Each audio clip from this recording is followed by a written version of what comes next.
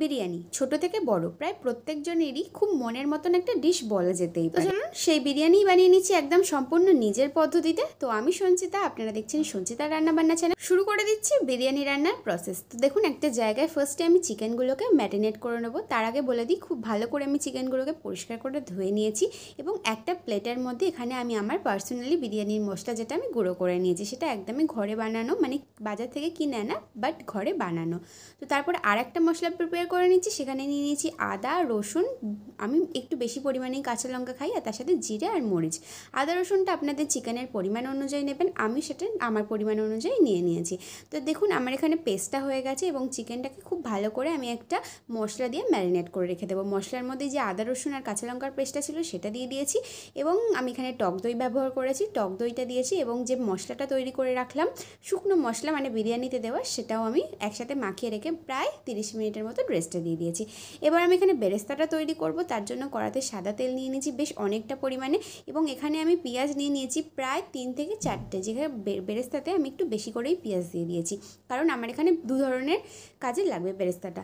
তো দেখুন, তারপরে আমি এখানে সিদ্ধ করে রাখা আলু দিয়েছি, প্রায় 60% সিদ্ধ করে রাখা আলু আমি এখানে ব্যবহার করেছি এবং ওই সাদা তেলের মধ্যে খুব ভালো করে আমি আলুগুলোকে তেলের মধ্যে নাড়াচাড়া করে নিয়েছি এবং এখানে আমি আর নুন ব্যবহার করব না, কারণ সিদ্ধতে আমি অলরেডি নুন দিয়ে দিয়েছি। এখানে শুধু জাস্ট 1 চামচ হলুদ এবং 1 চামচ বিরিয়ানির মশলা দিয়ে খুব ভালো করে লাল লাল করে আলুগুলোকে ফ্রাই করে নেব এবং সেই আলুটা আমি একটা জায়গায় তুলে নেব।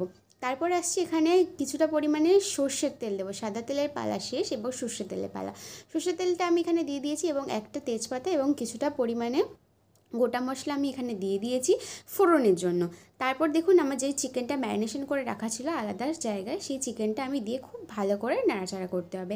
হ্যাঁ, এখানে আমি একটা কথা বলি, তো চিকেনটা আপনারা আপনাদের মতন করে মানে নাড়াচাড়া করে নেবেন এবং সেই যে পরিমাণটা আপনারা চিকেন নেবেন ঠিক সেম পরিমাণের মশলাটাই আপনারা ব্যবহার করবেন।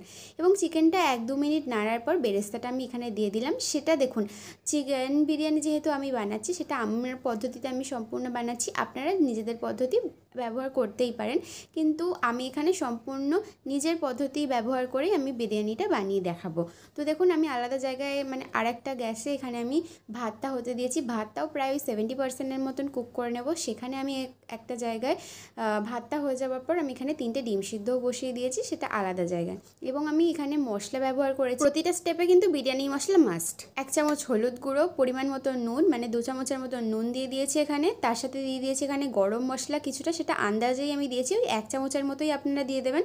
তার সাথে এখানে ব্যবহার করেছি লাল মরিচ পাউডার, অর্থাৎ সেটাও আমি 1 চামচই দিয়েছি। যেহেতু কাঁচা লঙ্কাটা আমার বেশি পরিমাণে ছিল, সেহেতু একটু রঙের জন্য আমি এখানে 1 চামচের মতোই ব্যবহার করেছি। এবং আরেকটা স্পেশাল জিনিস দিয়েছি, সেটা হচ্ছে আলু বোখরা। আলু বোখরাটা আগে থেকে আমি একটু জলে ভিজিয়ে রেখে দিয়েছি। আলু বোখরাটা বেশ খুব সুন্দর লাগে, একদম টেস্টি একটা লাগে, টকটক মিষ্টি মিষ্টি, তো সেটাও আমি ব্যবহার করে নিয়েছি।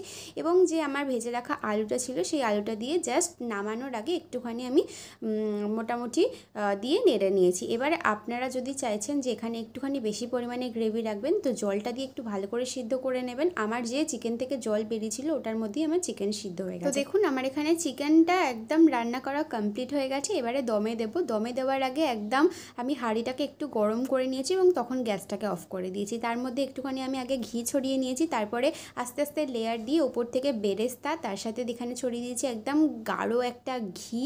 তার সাথে আমি এখানে একটু ফুড কালারের সাথে আমি দুধ মিশিয়ে দিয়ে সেটাও ব্যবহার করেছি এবং গোলাপ জল, কেওড়া জল এবং মিঠা আতর, 3টেই আমি দিয়ে দিয়েছি। গোলাপ জল কেওড়া জলের পরিমাণ ওই 1 চামচ করে দিয়েছি এবং মিঠা আতরের পরিমাণ একদম মিনিমাম ড্রপ অফ দিয়েছি।